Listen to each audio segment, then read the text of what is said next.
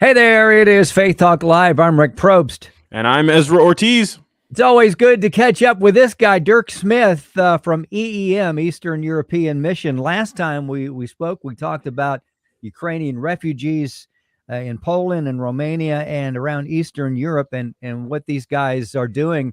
You know, they've been touching lives for over 60 years. It's pretty amazing. Dirk, first of all, how are you?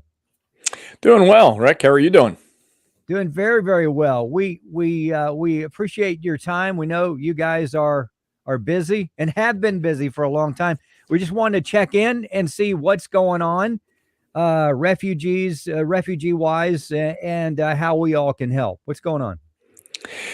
Well, unfortunately, it's fallen out of the, in the old days of the newspaper, we would have said it would fall below the fold, but I think it's fallen off the front page. Yeah. And our news media and their ADD, and then that's the tragedy is this is a horrific war still going on. People are displaced, internally displaced. They're fleeing to other countries still, and it seems like we just don't care. The compassion in our news media is just gone. It's just absolutely gone. But it has not gotten better, Rick. It is, in fact, it's gotten worse in a lot of ways because of the lack of attention, and they're being the forgotten country now. But things have slowed down if you're keeping up with it in what news media there is.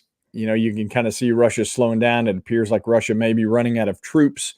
They're trying to bring in, they're doing a release program for their prisoners that if they'll fight and if they live, then they go free. I'm like, yeah, wow. You can't make this stuff up. And of course, the recent bombing of the POW prison was just horrific. Yeah. So there's just still a lot of pain and a lot of agony. They are getting some shipments of food out, but we're going to see a global food crisis as a result of some of this because there are people that aren't stepping in and helping out where it really needs. I mean, we won't see it as much in our country, but there are nations around the globe that will be affected by the lack of food coming out of Ukraine.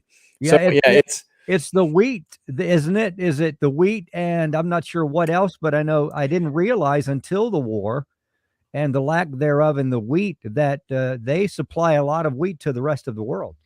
70%. Yeah. Yeah.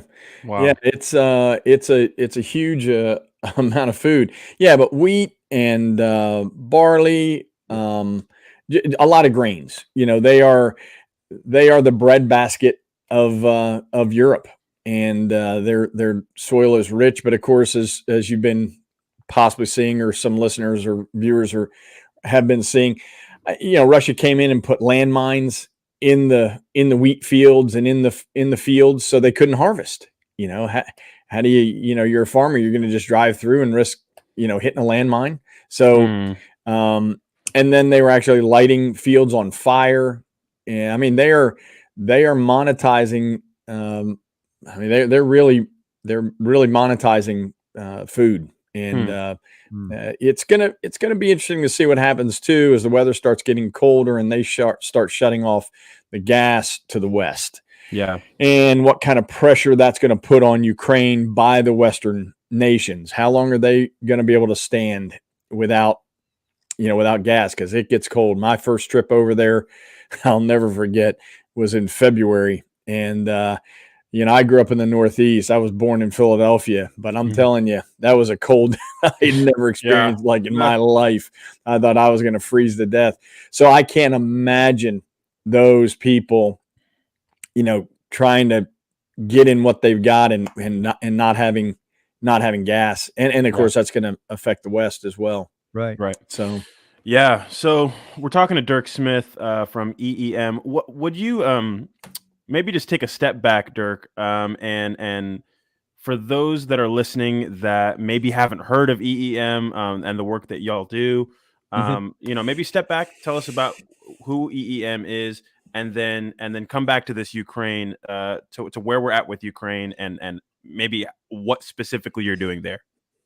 Okay, yeah. So EEM, as we're known by now, originally Eastern European Mission. We started in 1961. There were 7 20-year-olds who decided to go behind the Iron Curtain, as it was called at the time, and teach people about Jesus, only to realize that was an impossible task because as they got there, nobody had Bibles in their language. And so that quickly turned the ministry on its head, and we began printing Bibles. For viewers, this is one of the originals. This is what we call the Marlboro Bible, and it's in Russian. This is circa 1970 something, but it was called the Marlboro Bible because it was the exact size of a pack of cigarettes. Right. And, Oh, wow. and the guards did not care if you smuggled cigarettes in. If you were bringing cigarettes in, that was great, but not Bibles or guns. There was the 2 things they asked: you got any guns or Bibles? Interesting. Those 2 provide freedom in 2 different ways. Yeah. But it was so that began, the ministry grew, and then 89, of course, the wall comes down, but we've got relationships established there. And so now, across the very checkpoints that we were thrilled to smuggle 100 or even 50 Bibles across on somebody's person, we're driving tractor truckloads and at their request. But we also print in country. So our EEM, we publish, print, and distribute Bibles and Bible-based materials. Right now, as in about 30 this past year, 33 different countries and 24 different languages. Wow. So, and all free of charge. So we're kind of the wholesaler working with all the retailers, is what I say. So if somebody is preaching the gospel, and our only requirement is it doesn't go in a drawer, it doesn't go on a shelf, it's going in somebody's hands. This is for evangelistic purposes. And last year we did 1.5 million books. Wow. We already reached our 1 million distribution number this year by the end of June. Wow. So end of first quarter, we were up 32% over that time last year. So it's just the requests are just pouring in. But of course, I don't know why we're surprised by that. When this earthly kingdom that we so often hold up as our idol, and all of our idols are a part of this earthly kingdom, we start resting down on it. And when it's not if it does, when it fails us and it begins to falter, people start looking for hope. Yeah. Where's the hope going to be? And so they start looking for something solid to stand down on. And the great news is, over there, the Disciples for Jesus are all in. I mean, they're sharing their faith, and it's not with a Bible in their hand, beating people in there. They're not carrying their NIV study Bible, that's massive under their arm, so everybody sees them. They're living it. And, dare I say, they've got a peace that passes understanding. Yeah. And people are saying, well, how are you handling this crisis that I'm handling, but you're handling it very differently than I am? What's up with that? So it's really remarkable to watch the faith of these people. Because this is hell, guys. I'm telling you, it is. And I won't even go into some of the stories we're hearing. They're just gruesome. I mean, it's horrific. I have to take a break at times, which is horrible to say because they don't get to take a break. Right. But I've got to take a break and just not read some of the stories that are coming across because it's just so heartbreaking. Now, at the same time, it's very encouraging to see these people take care of each other. And, our brothers and sisters just reach out to people they don't know. And the really neat thing is watching now, of course, as people are fleeing from Eastern Ukraine, the Donbass region, Donetsk, which was a republic of its own. And they kind of had this animosity with Western Ukraine, but now Russia's just bombing them. And if it's a standing building, they don't care what it is. They're just bombing it. And so the people are fleeing. Well, where are they going to go? They're going west. And who's there to receive them? But the very people that they have vilified and said, yeah, these Western Ukrainians, they're evil, and they're taking them in and they're loving them. And the stories that are coming back are just incredible. And they're saying, and now we're becoming family again. Oh, wow. What Satan intends for wrong, when God's people step up and do what Jesus has called us to do, it works. I mean, it absolutely works. Amen.